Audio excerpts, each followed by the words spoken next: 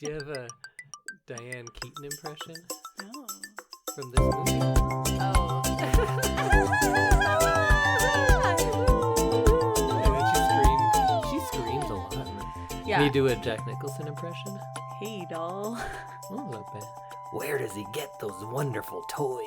I think you're making him too creepy. He's super creepy. He's not as... You're making him, like, Shining creepy. Well, I was going with the Joker, actually. That was a Joker Oh, line. okay. He does in this movie the go, it's showtime. Yes. That's super creepy. That was creepy. But, like, his just regular talking isn't quite as creepy as... His eyebrows make it creepy. He has Grinch eyebrows. Oh, yeah, you're probably right. Yeah. Can you do a Keanu Reeves impression? I don't think I can't. You have to be able to walk up a flight of... Now, what do you call happy? Jean Favreau? Yeah. Can you do a Jean Favreau? Why are you making him sound so French? Because how you said it, and I like it better than John Favreau. Bonjour tout le monde, c'est moi, Jean Favreau. He's so French in this movie. Yeah. Even though this movie is, like, half set in Paris. It's 1/8 set in Paris. It's set on a soundstage in front of a Paris green screen. They weren't actually in Paris? Did you see that Eiffel Tower? I was lost in the realism of Paris. I'm still clinging to the fact that this movie might have been good at one point. Wait, I think we already started this. Let's just go with it now? Yeah. All right. With that enthusiasm, welcome everyone to another episode of I Love This, You Should Too. My name is Indy Turtleneck Randawa, and with me is my lovely co-host, Samantha 50 Shades of Beige. I almost went with Randawa. Oh, Soon enough. Soon enough. Keys. Keys. That's a good alternate title for this movie. What? 50 Shades of Beige. Yeah. There's so much beige on beige on And beige. everyone's so boring. Yeah. We're here. We're talking about the movie Something's Gotta Give. Yeah. And we are members of the Alberta Podcast Network, which is locally grown and community supported. We watched 2003's Something's Gotta Give. Something's Gotta Give. Gotta. Yeah. I always drop the G on something if I'm going to say gotta. Something's gotta. Something. Gotta. Yeah. Yeah. Then if I say something, then I say got to. Something has to give. Something must give. Something at must some give point. at present time. Yeah, this was written, produced, and directed by Nancy Meyer. So I had some like high hopes for this one. Well, before we get into your thoughts and my thoughts on this movie, we wanted to thank our first sponsor. And today's episode is brought to us by Taproot Edmonton, which publishes curiosity-driven stories, topical newsletters, and locally focused podcasts, all in the service of informing Edmontonians about their community. If you want to start your day informed, check out The Pulse, Taproot's daily news briefing. The Pulse tells you what you need to know about Edmonton every weekday morning. You'll get short, informative updates about what's happening at City Hall, plus coverage of business, tech, food, the arts, and more. You'll also get a little bit of whimsy from features such as A Moment in History and the Friday Podcast Pick. It's free, so sign up today at taprootedmonton.ca/pulse. That's taprootedmonton.ca/pulse. And we were their podcast pick not too long ago. Were we? Yeah. That's awesome. So, Indy, I saw this movie in 2003 and loved it then, but it may have just been because Keanu Reeves was in it, and I was very into Keanu Reeves at that time. This is peak Matrix. But he's still in it, and you still are into him. But it's not enough to make up for other shortcomings? No. So, Indy, I used to love this movie. Did you love it? Well, I think it was quite clear because you were sitting next to me while we watched it. And no. Although I think I'm more disappointed in this than a lot of other movies that I liked less.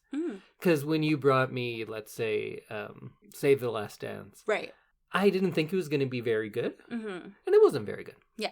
I actually had much higher expectations for this movie because on its surface, it has a lot going for it. It seemed like it wasn't going to be your standard romantic comedy. Yeah. And I stand by that. I don't think it is. But it's still bad. I like a lot of the things they tried to do. I like that so much of this movie focuses on the fallout and the emotions after one night together. Yeah. It's targeted at different things. It has a cast that you probably normally wouldn't see in a romantic comedy because they're people that are older, and I was excited to see that. And I do think this movie tackles things that most romantic comedies shy away from, but it's still not good. It's not. It was just poorly executed, and I really liked a lot of the ideas. And I think with this same premise in the hands of a different writer, perhaps, I may really enjoy it. Because, or even a different director. Well, they are one and the same, of course. But I think it was more in the script than in the direction. I thought Nancy Meyers' direction was fine. It was good. I didn't see any problems with the direction. All of my issues were with the script. And what a script it was. What a script it was. I should know scripts because I wrote a script once, and sometimes you might think that, hey, you know what? I do this podcast because I no longer can write those scripts. That's a good thing to think about. That's kind of defining my character. That's who makes me who I am. And I'm going to tell you right to your face, just like this movie does. Yes. There are so many instances in this movie where a character will just monologue about their motivations and what they are going to do next or what they had just been doing. This is the epitome of telling and not showing. There's so much of that. In the first 30 seconds of this movie, you have a monologue by Jack Nicholson and being like, I'm a womanizer. I like younger women. Yeah. Who knows why? This is a woman I'm with now. And then she goes, hi, we're going to go to my mom's place. She's not going to be there. We haven't had sex yet. Let's have sex today. We haven't had sex yet, but we're going to. But we haven't yet, so it's cool if something happens. You won't like my mom. She's very different from me. You won't like her. There's no way the two of you could ever get together. Let's go have sex now. That's the level of dialogue in this movie. Was just astounding how straight they talk to the audience, telling you what exactly the what's character is happening thinking. And what you're feeling. Yeah, it's crazy, bizarre. I thought it was a joke a couple times, which I often do. I think they're on my side and making fun of things. And I think this movie does get into parts of that because it's not a typical romantic comedy. And I do think it plays on the conventions of romantic comedies.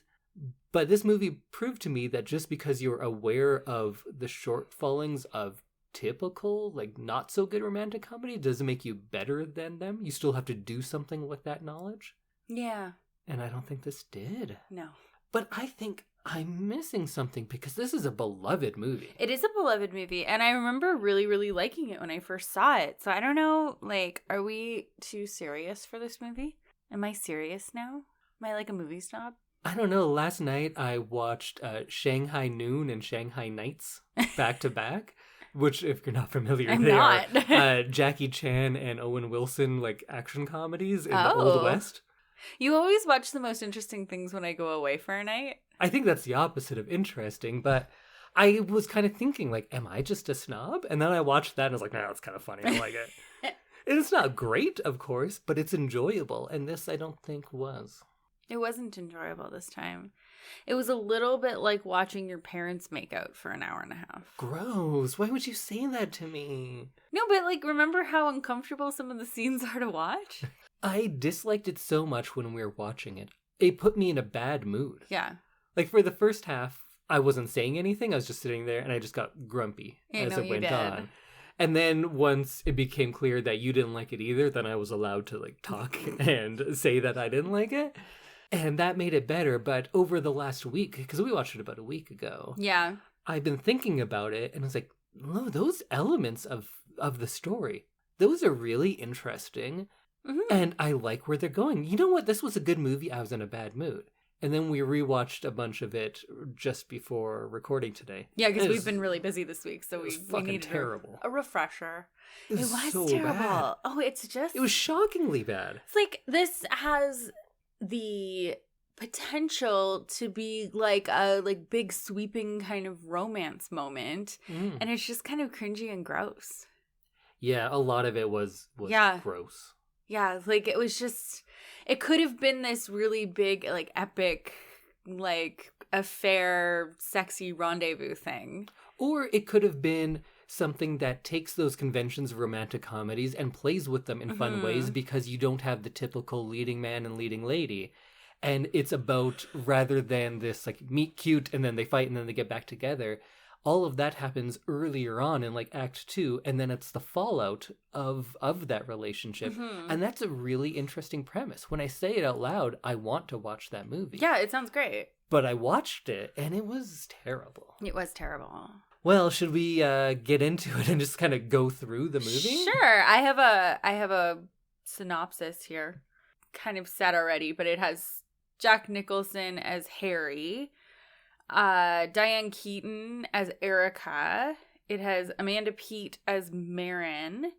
And then later on in the movie, we meet Keanu Reeves, who is Dr. Julian. Is that his first name or his last name? Dr. Julian Mercer.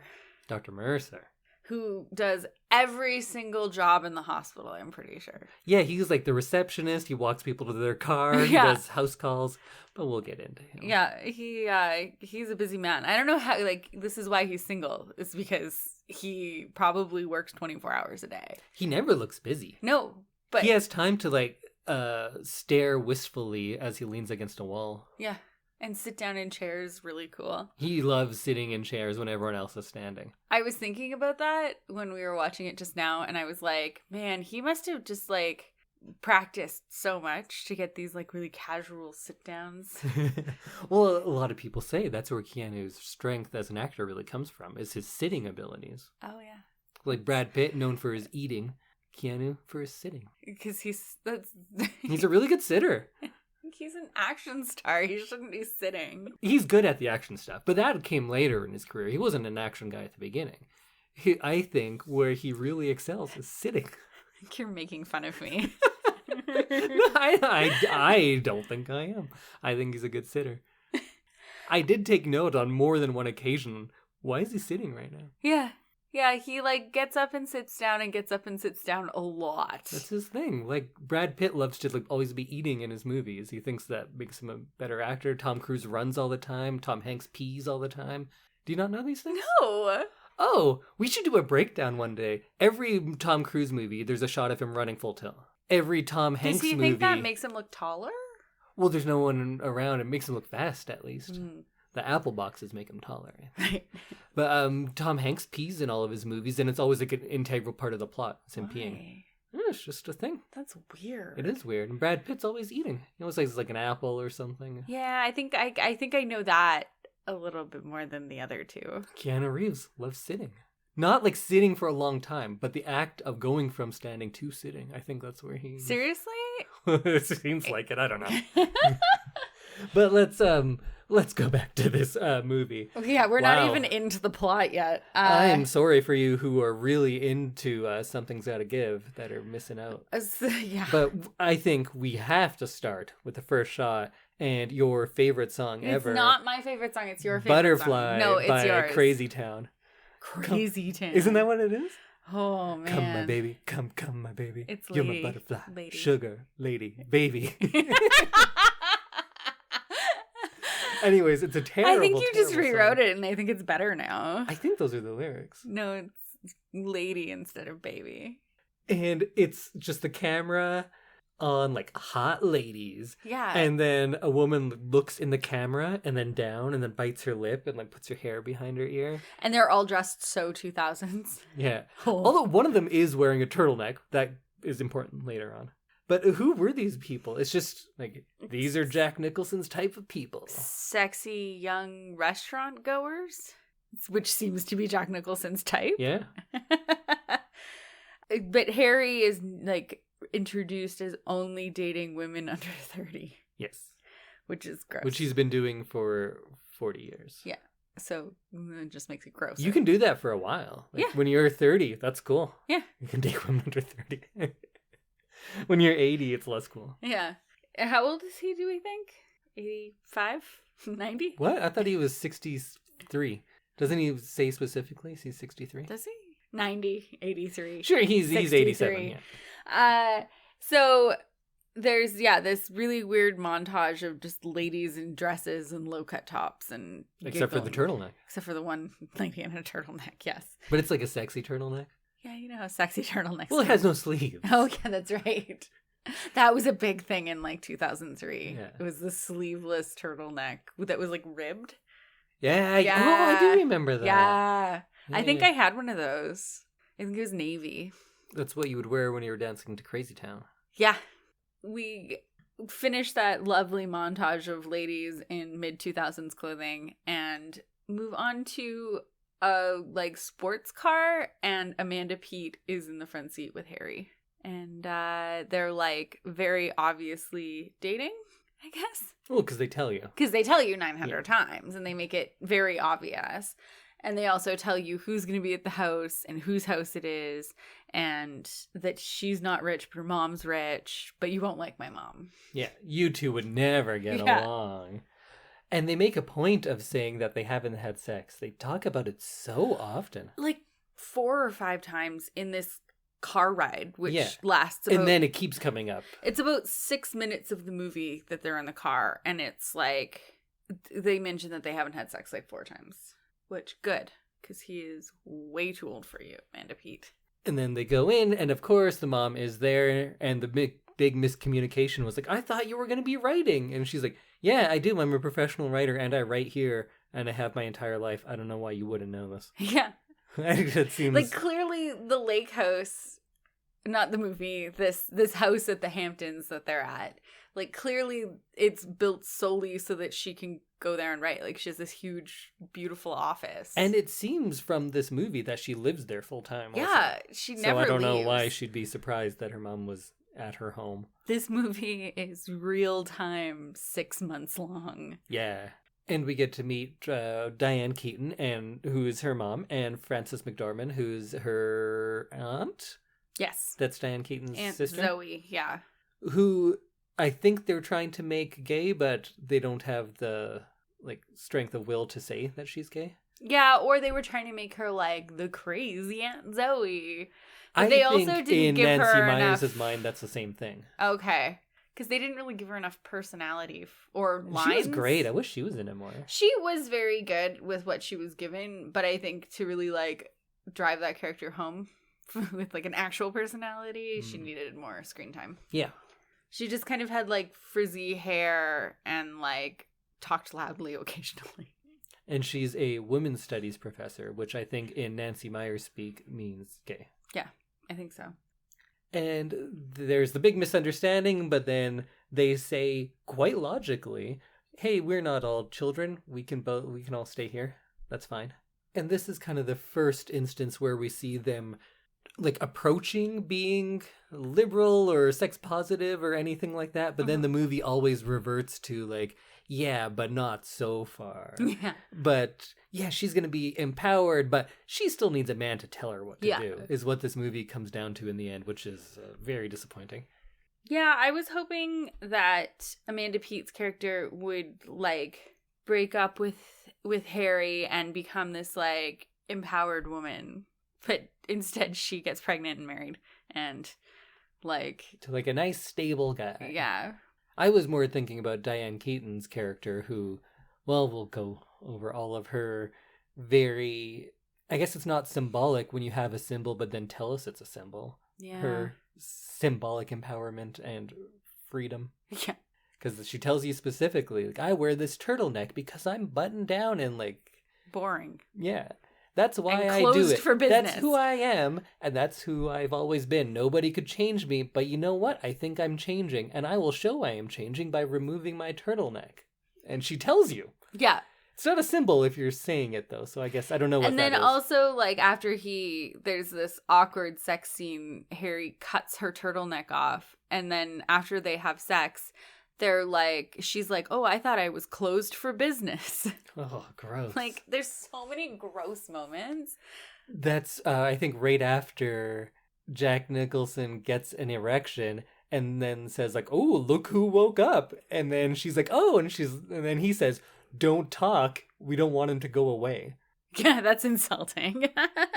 Because the more you speak, the less aroused I am. Is that the joke? I think so. Yeah. I don't know if it was meant as like, let's hurry up because it like may not last forever. Right. Or if it's like, shut up, you're going to make me like not in the mood anymore. But going back, we're kind of jumping all yeah. over. But going back, then they do have dinner. And at dinner, Frances McDormand says, like, oh, I know you. They write articles about how good you are in not getting married. Yeah, you're like a famous bachelor. He's in the newspaper for not being married, but just like being really good at not being married. Can I be in the newspaper for not being married? No, you're engaged. Oh, yeah. You're not very good at it. Yeah, you're right. Almost married. Yeah. I failed. I guess that's just like a glimpse into the lives of rich white people that I wasn't privy to, that you can be famous for not being married. Yeah. I think that's just like rich old white men. Actually, or are you joking with me? No, I think that's true. The people are like well known for not being married? I think so. It was like George Clooney for years.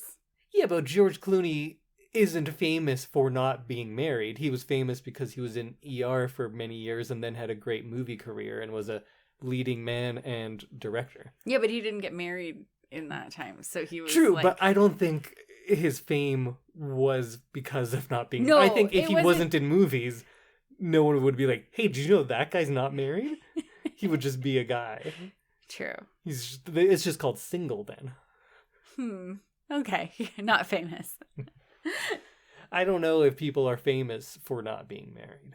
I think there are a lot of people out there who are not married, and I don't know anything about them. Really? Oh, you don't get Singles Digest? It's just like a yearbook of all the single people. Oh, I think that's Tinder.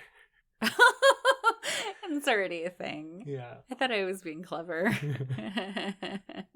After dinner, there's a very awkward scene where Marin and Harry go into the bedroom and start playing, is it Marvin Gaye? Marvin Gaye, Let's Get It On, with her mom right downstairs. Yeah. And it's still like 20 minutes after dinner, everyone's there. Everyone's awake. And they made a point of saying, like, we're going to have sex now. Yeah. It's weird. And then, of course, he has a heart attack, and it's funny because, I don't know, it's just funny when people almost die but don't, Yeah. I guess.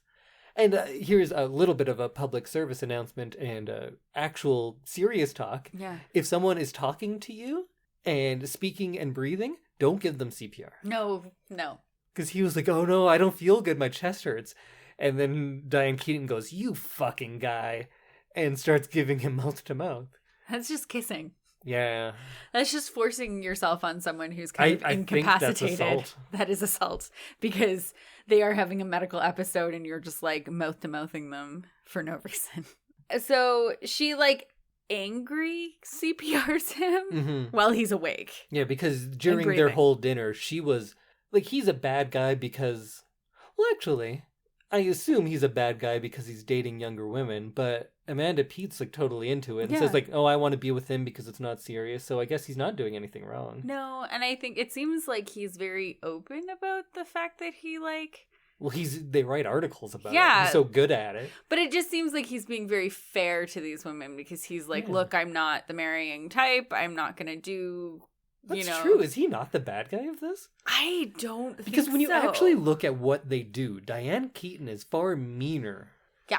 Because during dinner, she's just a dick to him. She is. She's making little, like, barbs and jabs and, like... why aren't you married? For, like... He doesn't go, why aren't you married? No that never reason. happens. Yeah, they're trying to have, like, an adult, normal dinner conversation. And she's like, what's wrong with you? Why aren't you married? But then again, if my young daughter was with some 63-year-old guy, I'd probably ask him some pointed questions too.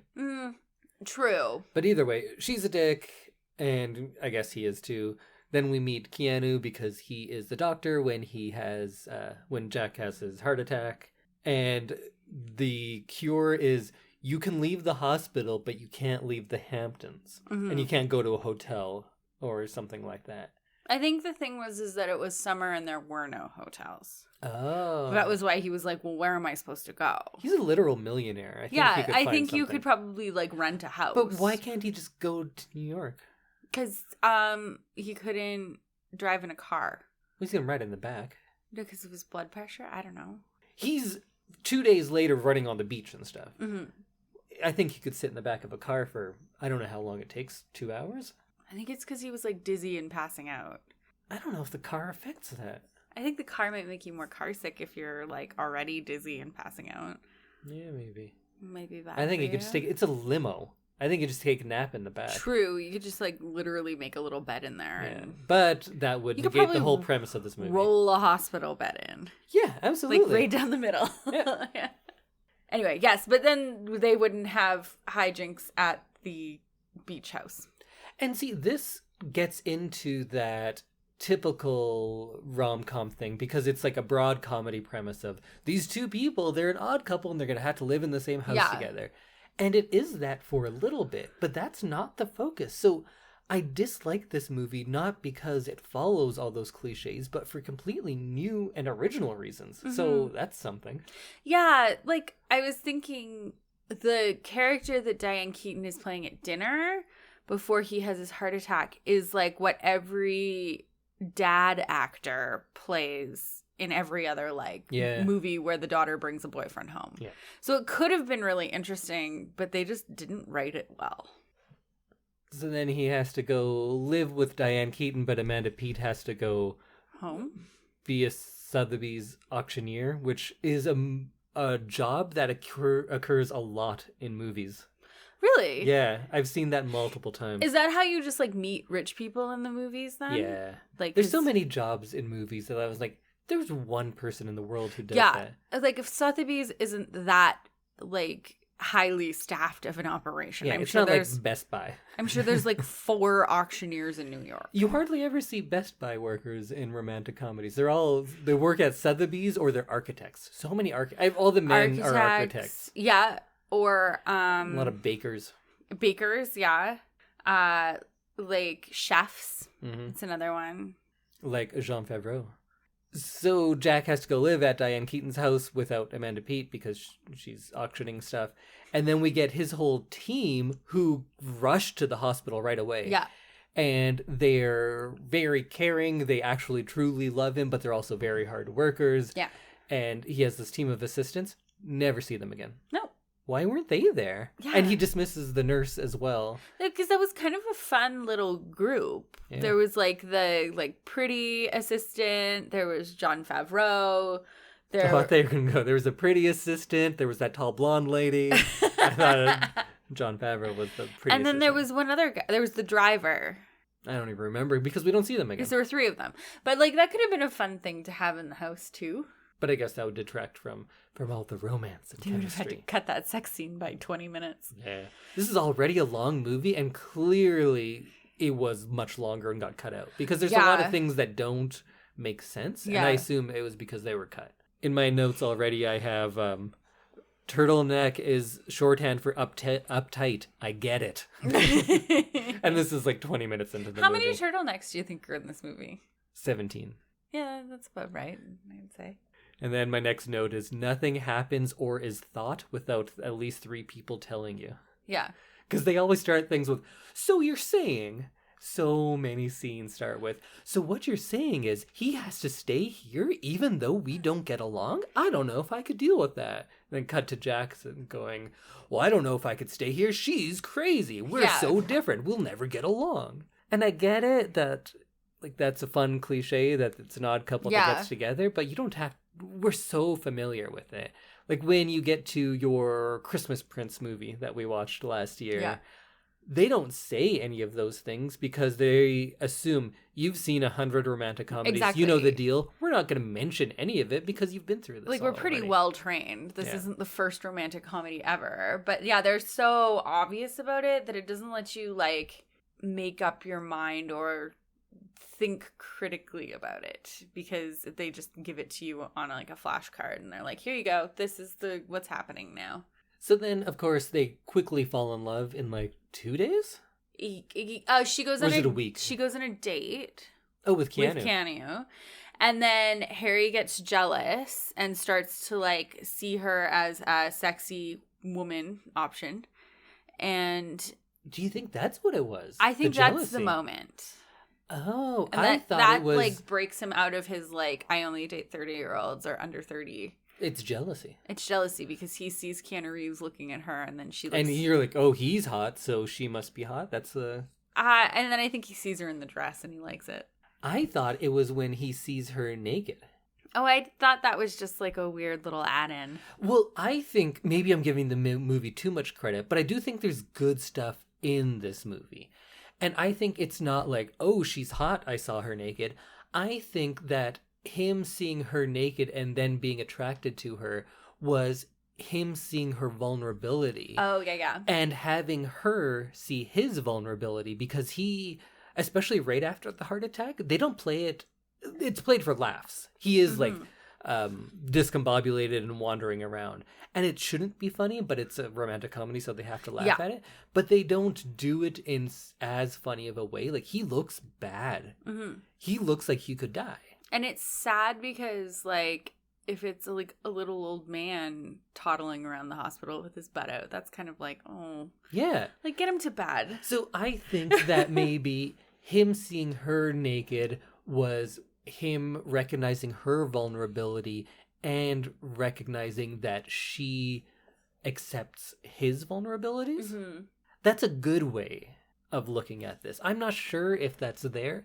That's what I hope the choice was.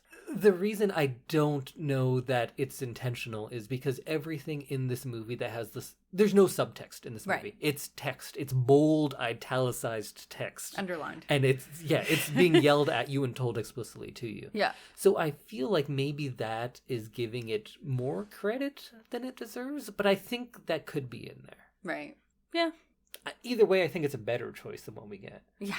And because on the screen... the way she falls for him is he remembers her name finally. Mm-hmm. And then she's like, you remembered my name? Oh, let me peel off all my clothes. Let me cut off this turtleneck. She also sexily checks his blood pressure. Oh, that's later. We'll get to that because that's the big sex scene. Great. So... Harry and Erica, like, make French toast. They laugh on the beach. She has an insane laugh. She laughs for 70% of this movie. Yeah. She laughs at everything, and I think I find it especially annoying because when people laugh just to have something to do, I find it annoying. Yeah. And I laugh a lot. Probably more than like 90% of people, I think. I'm constantly laughing, but I'm kind of like jokey. Although you wouldn't know it from this podcast where I'm dead serious. All the time. But she is one of those people that'll open a door and go, oh, hi! How's it going? Oh, there's no... And you're like, why? What's not funny? A joke. Yeah. What's happening? And then we also get that scene of them on the beach where she has jars of white stones all around her house. And she's picking them up and she goes, I only pick up the white ones. And it's like, yeah, we already saw it. We see you doing it. We get it. But then she goes on to say, like, does that mean I'm controlling? I feel like that means I'm controlling because I only do this one thing. It's very specific to me. And I think it could mean this about me. Like, you can cut all that dialogue and just, like, have her have, like, a bowl of white stones in her hand so you can see it. Because or have her pick up a bunch and throw away the one that doesn't match. There you go. Done. Yeah. Oh, she's controlling. We don't need to, like, have a 10-minute conversation about this. Yeah. Everything's a 10-minute conversation. Everything is a 5 to 10-minute conversation in this movie. And there's so much useless dialogue that we could probably just, like, figure out by looking at the movie. Mm-hmm. Give us some credit. Mm-hmm. And then when she does go on that date with Keanu, one thing that I think maybe is good writing, I think that she goes on the date because of her interactions with Jack. I think so. Because he's been kind of opening her up as they have to each other. Mm-hmm. I don't think it's particularly well done, but I think that's what's happening. And I think that, ironically, Jack Nicholson's character is the one that makes her want to or be willing to go on this date with Keanu. Yeah. And she doesn't wear a turtleneck. And Keanu Reeves kisses her on the neck as a first kiss. Yeah. Not that's like a nice to see you again kiss on the cheek. It's like a full-on kiss on the neck. Yeah, that's not where you start. No. Especially not if you're like picking someone up at their house and there's someone else at their house. No, but it's at the restaurant though. Oh, at the restaurant. Yeah. That's right. I was thinking it was in the foyer at the house when Jack Nicholson's standing there. Kisses her on the neck. Because get it? She's not wearing the turtleneck. She's more open now. In case you didn't get it, we're going to bring it up 3 more times throughout the movie. She took her turtleneck off. I thought they were like surgically attached to her. That's why he had to cut it off, right? Yeah. Because shirts don't just come off over your head. It's just not how it works. And then she goes home and they instant message a whole lot. There's a lot of text in this movie. I think this is like the height of MSN Messenger too. No, I think that was earlier. This is 2003? Yeah. No, I think they were still MSNing. I was. Oh, I wasn't. In grade 9, yeah. I was definitely off of Messenger by like 2001. Okay. I think 98 through 2000 was the heyday for me. Being younger than you, I think, because it was like the way you could talk to your friends all the time. And we get the idea that he's like a gross chauvinist, right? That's who he is. But then she always says things like, oh, but he's always right. He knows women. Yeah. And I'm like, why? It's that like giving up damsel in distress kind of thing where Yeah, she's supposed to be such a strong character. She's like single. She's a very successful playwright. She's like owns this beautiful home. She's like clearly very successful. But I don't think she is strong in any way. I think she's just rich. Mm. She doesn't have any friends. Just her sister and her ex-husband who she made a sandwich for. Yeah. And her daughter. This movie like masquerades as being something progressive, and then you look at it and you're like, oh, it's not. Her world is like 5 people big. Yeah. And she is in like servitude to most of them. Yeah. She's like, it's not cool. Cleaning dishes and stuff. And then she also says, sometimes I just hate him so much, but also he's the only one that really gets me. Which is something that like every 13-year-old goth says about her 20-year-old boyfriend that she really shouldn't be with. Yeah. Oh, he really gets me. He understands who I am as a person. They more than once talk about how like, well, he really understands women. Yeah. That's rough, man. They also make him like you said, like sound really gross, but I don't think, like we said earlier, like I don't think that he seems that gross. Like it's kind of gross that he's dating women who are like half his age or more than half his age.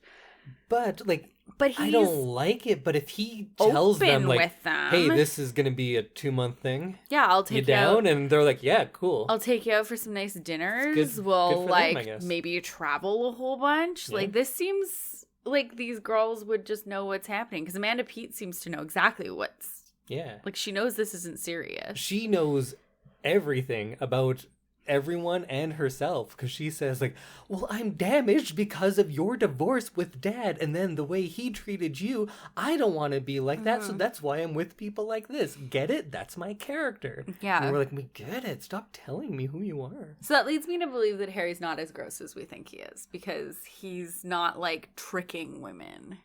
True. He's like being like, this is who I am. I don't do serious relationships, but I'm rich, so like, let's go have a nice dinner. But do you think that's what the movie posits? Is that how we are meant to see him through the lens of this movie, or is that just something that you are critically looking at and like and going, well, actually? I think it's me.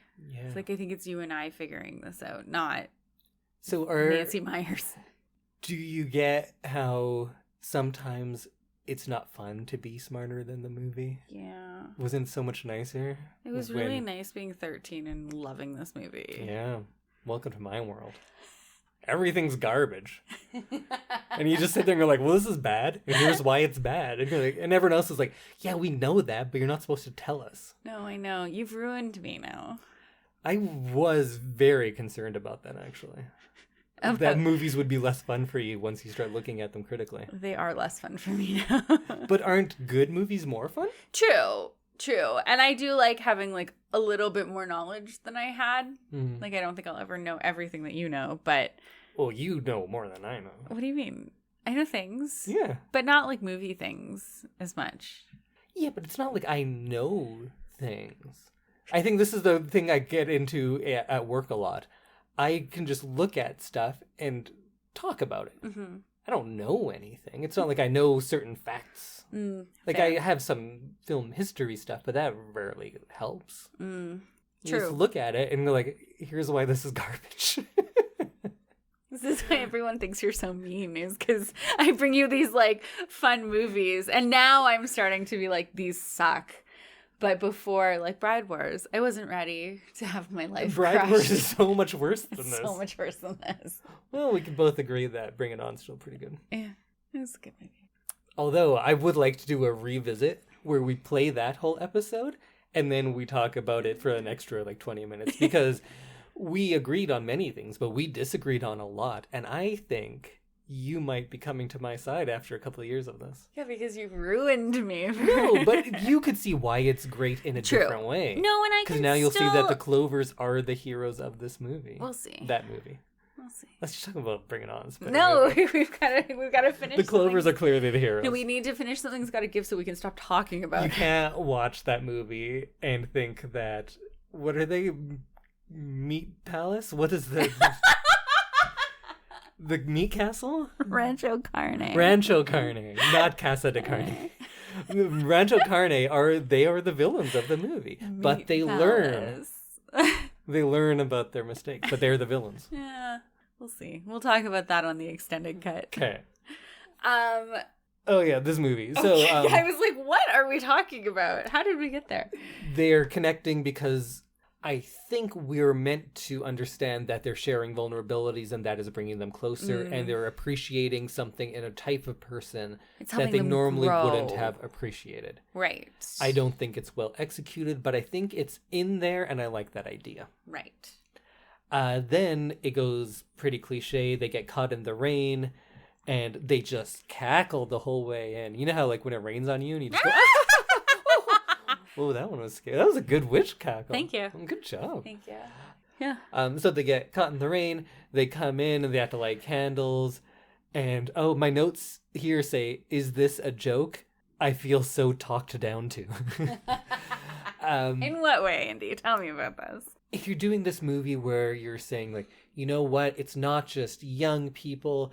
It's people who are finding something later in life. Yeah. People who are getting a second chance. People who are, for the first time, figuring things out later in life. Mm-hmm. I feel like you should also have enough originality to go with, we got caught in the rain and now we have to light candles, but the music still works somehow. Yeah. It's just... we've do better. We've been doing this caught in the rain scene for 60 years. Something like that. It's just not... It's not original, so do it how it works. We know how this scene works well. Yeah. And especially when it goes somewhere very bizarre right after that. So then, of course, they start making out and they go to the bed, and she says this line of, "My lips, I haven't used them for kissing in so long. Usually I just use them for whistling." And then she says, "Kissing is spectacular." I guess that's an intentional joke? She's so awkward? Is that the joke? I think it's that she is so, far removed from the time in her life where she just, make out with someone. You don't have to say, "I haven't used them for kissing in so long." Just wearing lipstick and whistling. And that's when he responds with, "Stop talking before my erection goes away." And then she begs, literally begs in what I thought was a gross way. It was very gross. This whole scene is very gross. To have her turtleneck cut off. We've all worn shirts before. They come off pretty easily. It's a symbol, get it? And if you don't get it, she's going to tell you another couple of times after this. Yeah, the only reason I got it was because she told me 3 more times that she was, closed for business and then realized she could still have sex. Yeah, she has this big speech about powerful older women. Mm-hmm. And I'm like, all right, I'm on board. Yeah, I want to see how she stands up to Jack Nicholson and wins him over.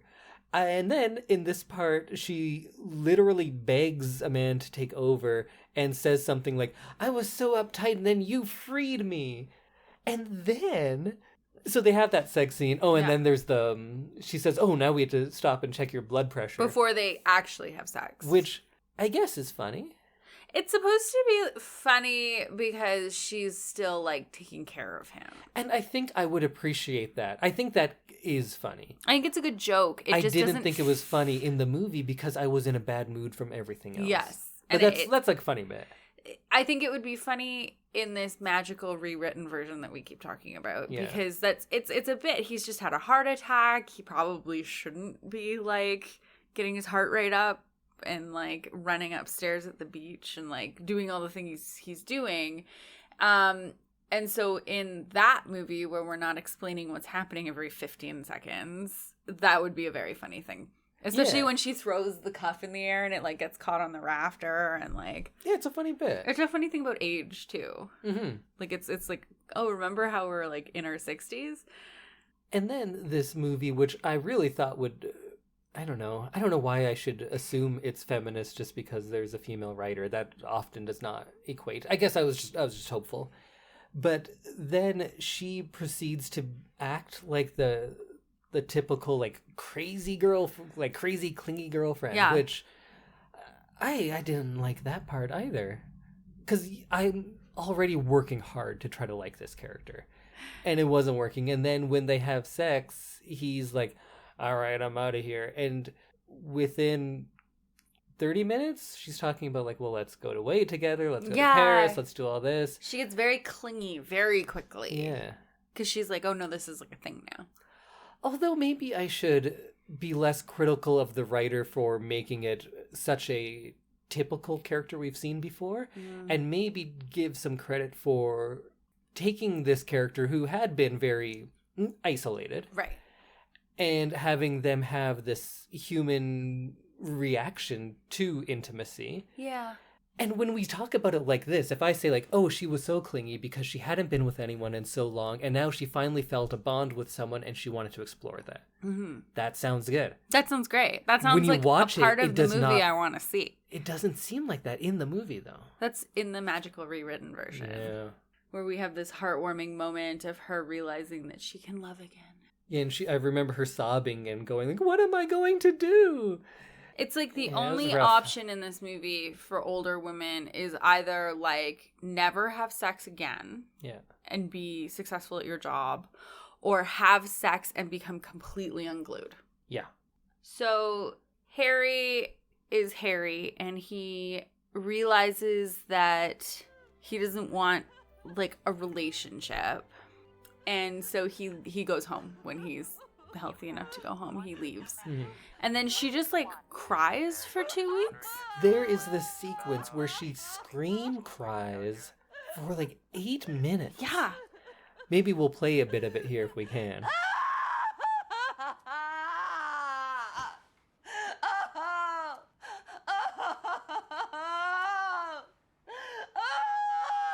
And it could just continue, like, as we talk, because we don't have time for all of it. Terrifying. We'll cut it short. But I think that sequence, if I say it to myself about this person, like, overreacting so much that they just cry for 7 minutes, I think it gets funny. I think it gets weird, then funny, then it's like, oh, this is too long. I hate it. Cut it, And then it goes so long that it's funny again. In another movie. Yeah. In the magical rewritten version of in this one, though, I was just in such a bad mood from everything else that I hated it. I really hated it. So the classic, you can either have a career and never have sex, or have sex and come completely unglued. When she stops having sex, she suddenly can write her play, and then it goes to Broadway. Yeah, like the next week. The next week, like a half a month later. And it's cast, and they're rehearsing, and the ending isn't written yet. Mm-hmm. And the play looks terrible. Oh, it looks so bad. So this is clearly Nancy Meyer's writing a movie about herself, right? Yeah. So is she admitting she's a bad writer? I don't know. Or does she think the play that Diane Keaton writes is good? I think she thinks it sounds good.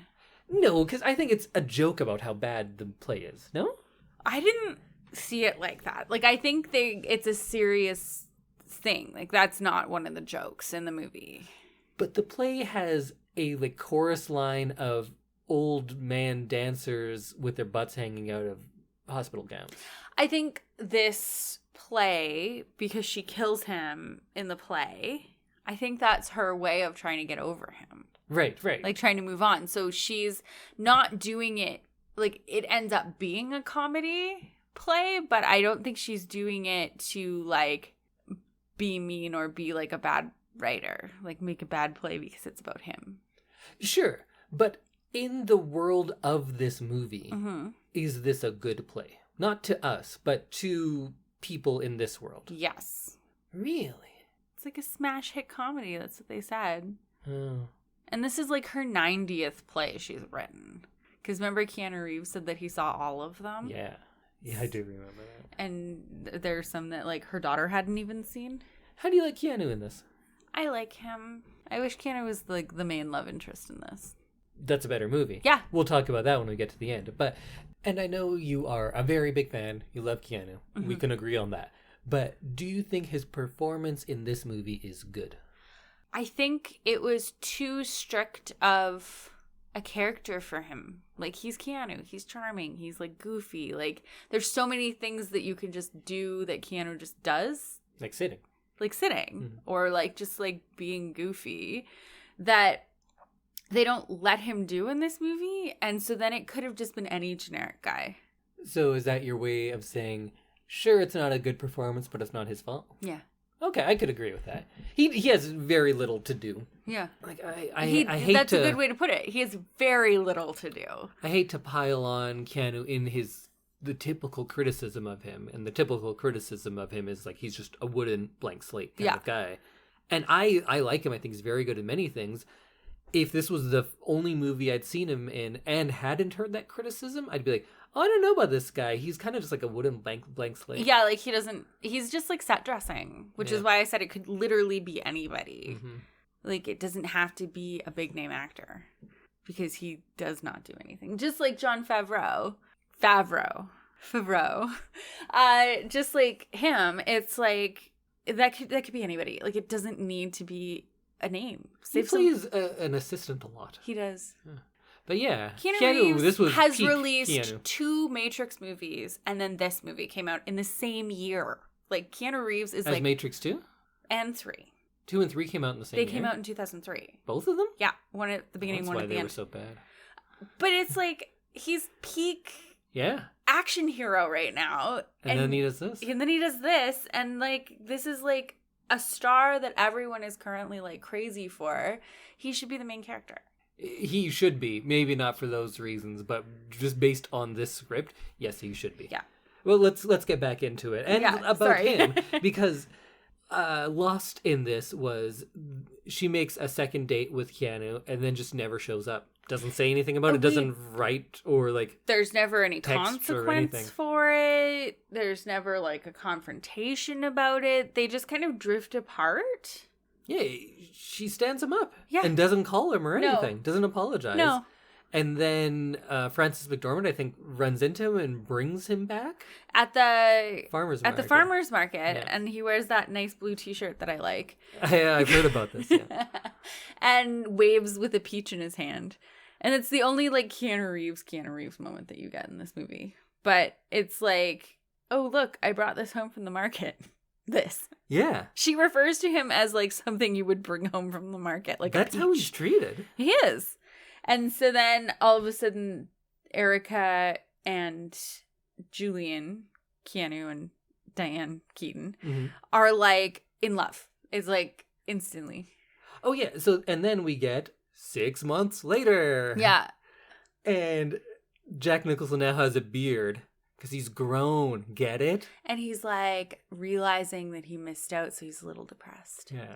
Of course, the beard lasts for about 20 seconds. Yeah, like why? Because he's grown. Yeah. It's symbolism. And then they tell you about it, just in case you missed it. Yes, so Harry visits Marin and apologizes for any past disrespect, and she's like, you weren't awful to me. I knew what was happening, and then we just like weren't right for each other. But then over the last 6 months, he went around to all of his exes. Yeah. And they all hate him, and he says he's learned and grown from it. What? What did they say? What did he do to them? We've never actually heard of him doing anything bad. No, and we don't really understand at this point what his whole thing with women is. We're just meant to understand by shorthand of like, oh, he's older and dates younger women. You know how they are. Yeah, there's But like an assumption. In the one case where we actually get to see it, both parties were like, yeah, this is great for us. They're like, eyes wide open. We know, like, I don't want anything serious. You don't want anything serious. And so, they like, never had sex, which they tell you a lot. Did they never have sex? They never had sex. I wish they had told me that 4 times. And then, of course, he's going to go to Paris and meet her because he knows the restaurant she loves, and it's her birthday, and she loves that roast chicken. Mm-hmm. So he's just Like, going to go there. What a boring thing to eat in Paris. Some roast chicken. She looks so good. But I guess she's there every night? Every single night, always. Because he just walks to Paris, or not to... I'd watch that movie. He just walks into the restaurant. He just walks to Paris. And, of course, she's there. Yeah. And he sits down and tells her everything and how, like, he's grown. Yeah. He had a beard. Trust me, it was great. That's how you know I've grown up. I've shaved it now because it looked like a fake beard. It was a fake beard. Yeah, I know. Oh, okay. It looked like it. Okay. I just had to make sure you knew. And she's like, oh, okay, interesting. And then Keanu walks in, and he's, like, fucking ready to propose to her. Yeah, and he's pulls like, out the ring and puts it on the table with Jack there. He's, like, all handsome, and, like, he's clearly dressed for, like, an important date. He's wearing a turtleneck. Yeah, he is. So that means he can't be good. Despite him being incredibly kind, forgiving, handsome, intelligent. Yeah. What a piece of shit. Get rid of this guy. Yeah. So, because Jack Nicholson said, like, hey, I was mean to women. I don't know how, but I'm sure I was wrong in some way. She's like, all right, that's all I needed. Yeah, okay. And then she breaks up with Keanu, but Keanu is like, wow, he deserves you. Yeah. And you are just a thing that can be, like, passed from one man to another. Keanu literally has a box, and, like, in a movie this obvious, like, it has to be an engagement ring, right? Like, it can't be anything else. They're in Paris. Hands it to her on her birthday, and she basically puts it in her purse and says, I'll open this later. Yeah. She's a dick to many people throughout this movie. If you were going to propose to me and you handed me the box and I was just like, I'll just like, yeah, whatever. Just like throw it in my bag. This womanizer who tried to bang my daughter is here. You know, the guy I hate so much? Yeah. He's here, so fuck you, handsome Dr. Keanu Reeves. But like, thanks for the gift. Yeah.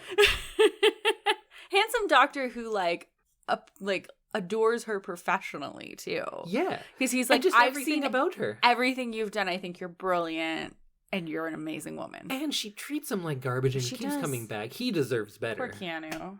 Keanu deserved better in this movie. Yes. Why would anyone choose Jack Nicholson's character over Keanu's? And this isn't even an age or looks thing. Just based on their characters and who they are. Yeah, if we don't say like one who's guy forgives everything you do, loves your work, and treats you with just respect all the time. Yeah. The other guy you slept with once, and that was the first time he'd ever slept with anyone your age, commented on that. Made sure you knew that, yeah. Then left, and then returned in 6 months to say sorry. Yeah. And that's the guy you choose. Not the guy who has, like, taken you to Paris for your birthday and just loves you unconditionally. There was one part in the sequence that, had it happened the way I wanted, I would have changed my mind and said this is a brilliant movie. Because initially, we think Diane Keaton's going with Keanu Reeves, and Jack walks home, and he goes and he stops on the bridge. And if he would have jumped off that bridge and killed himself, I would have applauded. I'd be like, you know what? This is a good movie because the consequences kind of come from, like, he's led this empty, shallow life his whole time, and now he feels like he's missed out on this opportunity to get real happiness. Yeah, he's he realized that he's missed. And I'd be like, whoa, this was a hard-hitting movie. And they took on some real issues, and they approached it from many different ways, and I appreciate that. But that's not the movie that this is. Mm-mm. This is a garbage movie. And instead, she dumps Keanu and just knows his bridge, because that's like, I guess he probably had a speech about his favorite bridge, like her and her roast favorite chicken. Bridge in Paris. And she goes there and says, all right, let's be together forever. And he's like, yeah, okay. And then that's not enough. The big kiss on the bridge in Paris isn't enough. No. The big kiss on a bridge in Paris, which the writer of a play who is based upon the writer of this movie specifically just says, I don't know, I kind of want to end something in Paris. That sounds good. Yeah. It's such hacky writing, and they draw attention to it, and then they do it. And I guess it's not hacky if it's meta. I don't know. I don't really understand what meta is, but that's a conversation for another day. A short answer, metatextual, meaning a text referring to another text or to itself and drawing attention to the artifice of the movie. Okay. Like in some comedies when they'll talk about it being a movie. Right. It's metatextual. Okay, I get it. Yeah. So she is Nancy Meyers has written herself into this movie. Yes, she is the sassy 60-something lady. Yeah. Who is a brilliant writer and just can't get it together to find love. Yeah, and she has no better idea. She was like, I don't know, maybe end it in Paris, people like that. And then they do. So what do I know? I'm broke. She's a millionaire. So the final scene in this movie is them all... Superfluous. Oh, sorry. I was finishing that sentence for you. Whoa. Unnecessary. Heavy-handed. Yes, all of the above. Trite. Where they all just laugh manically at a table so much laughing. and toss this baby around. It was weird seeing Jack Nicholson with a baby. It's like none of them had ever met a baby before. It's like I worked on some horror movies, and when I would like go out in full werewolf makeup to get a coffee. Right. Like, you're like, well, that doesn't fit here. Yeah. That was Jack Nicholson with a baby. True. It just didn't True. seem right. He's like, oh, a baby's hands in my mouth. Like, you can hold a baby without getting a hand in your mouth. Joking so hard. And they're just like flinging this baby around at a table in like a very fancy New York restaurant, I assume. Yeah. And Amanda Pete's there with her baby and saying like, yeah, that's your grandpa. He was almost your dad. She doesn't Funny say story. that. But like... That's the subtext. That's the subtext is that, oh, he was almost your dad, but now he's your grandpa because we didn't have sex, but they had sex. Yeah. Did I mention that we didn't have sex? So it's all right for my mom to bang him now because we didn't have sex. We didn't have sex. We are really sex positive in this movie, but they we will had tell sex. you. Yeah. Like, only to a certain point. Yeah. Oh, man. And then the movie ends and everyone cheers because it's over. Can we talk about how Marin, like, broke up with Harry and then 6 months later is 3 months pregnant and married to Danny Benjamin? Joe Everyman? Yeah. He was just like, I'm a stable, good guy. Yeah. That's who I am. I wear Dockers and a blue button-down. Well, and now that she's yelled at her mom about how, like, she only dates the wrong guys, she can date the right guy now? Yeah, because she audience. stated her motivation, and that was Enough. impetus enough to change. Yeah, this is weird. This is such an awful movie. But there's so much good stuff about it.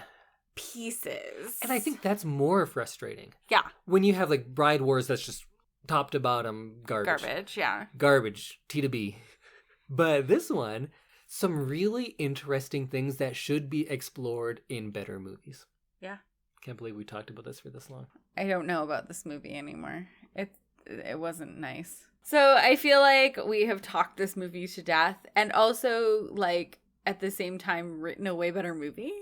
We should. Let's just make rom-coms. I kind of did. I did sell a feature that is a romantic comedy. Pharmacist? Yeah, you've never seen any of my movies, but yes, I did. Yeah. Oh, okay. I actually love romantic movies. When I was going through my list, I have like a list going of things to talk about on this. I feel like half of them are romances. But I think lots of things I consider a romance. If there's like people who fall in love in the movie, that's a romance to me. Like I think Chungking Express is a romantic movie. I don't think so. It's about people falling in love. Okay. That's the central plot of both stories. One is about one person breaking up with someone and moving on, and the other one is about someone realizing what they need in life. Oh, actually, they broke up, and then he moves on and falls in love with someone else. So romantic. Yeah. I don't know. I feel like I think a romantic movie is one that's just like solely centered around romance. What are those movies also about? The Chungking Express is a romance. Yeah. Okay. All right. Yeah, I have nothing more to say. I think there's lots of good stuff here. Many things that in the description of this movie, it is a good movie. Yeah. In the watching of this movie and paying attention to every line, it is not a good movie. And Diane Keaton won a Golden Globe and was nominated for an Oscar for this. That's insane. Not for The Godfather. For this. Where she just cackles maniacally and then scream cries. Yeah. Like, she's like one of those goats. You know, those screaming goats? That is exactly. And she like maniacally slaps her thighs while she laughs. And we were just watching it. And if you just watch her face, she does the most bizarre things. Mm-hmm. It's kind of like in movies where Ben Stiller would play a bad guy. And you're like, whoa, it's kind of like, it's unsettling. There's so much going on there. But it's like wacky. That's how I felt about her. Fair. Yeah, she won 3 Best Actress awards at various award shows. Because this was like the best movie of the year, apparently. Oof. Just saying, City of God came out this year. Did it? I think so. I think it was the same Oscars, if I recall. Brilliant movie. Sam didn't like it. Okay, well, we can both agree we did not like this movie. No. I think we're disappointed that it wasn't better. That it didn't be better. Well, let's thank our second sponsor of the show, and that is the Edmonton Community Foundation. And the ECF acts as a bridge between donors and charities to create a strong, vibrant community for generations to come. You can start an endowment fund yourself or with a group, and once it reaches $10,000, it can start distributing funds. What do you think? Should we start an endowment fund? Yeah. To remake Something's Gotta Give. Yes. I don't think that's what endowment funds are for, but you know what? We can ask them, and you know how we can find out more? By going to a website that you're going to tell me right now? Absolutely. You can learn more at ecfoundation.org. That's the Edmonton Community Foundation at ecfoundation.org. Oh, nice. Let's get that money. Yeah. Well, you got to give the money first. Oh, I don't have any money. Well, I'll get back to you on that. Perfect. Well, we dissected this movie to the point where it's no longer a movie in my mind anymore. Mm-hmm. We will see you next week when Indy reveals. Wait. Do you know what we're starting next week? Oh, she just realized it. I did. She's shaking and shimmying all over. Sam, let him know. Tell him what time it is.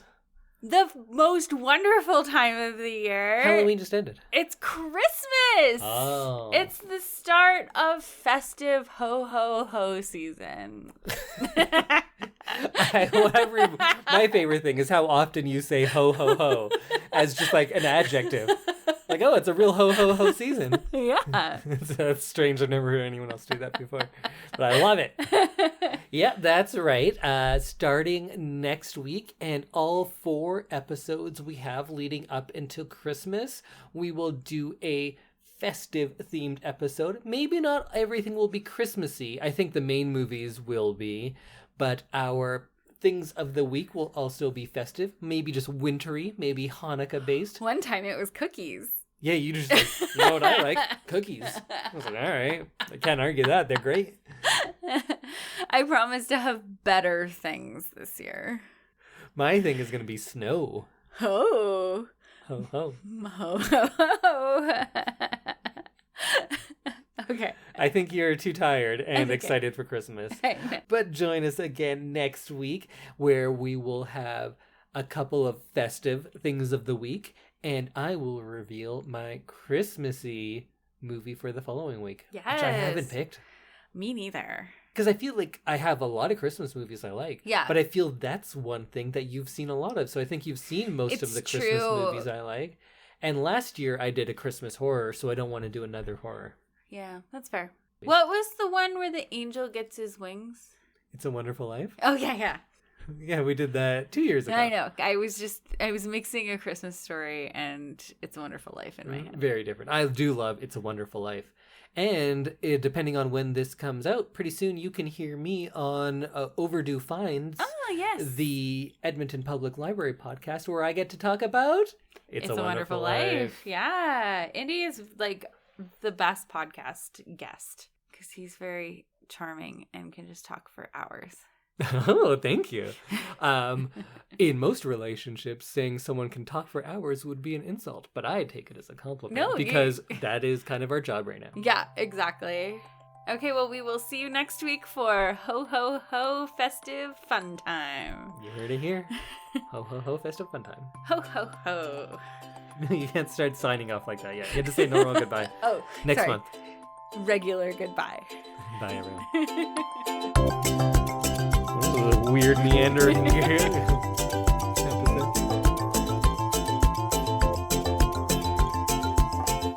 Something's gotta give. Fridge is off currently, and here's silence for a tone. Sorry. Well, that's actually louder. I'm sorry. And here's the silence for tone. Here's. I'm sorry, my stomach started to make noise. And here's silence for tone.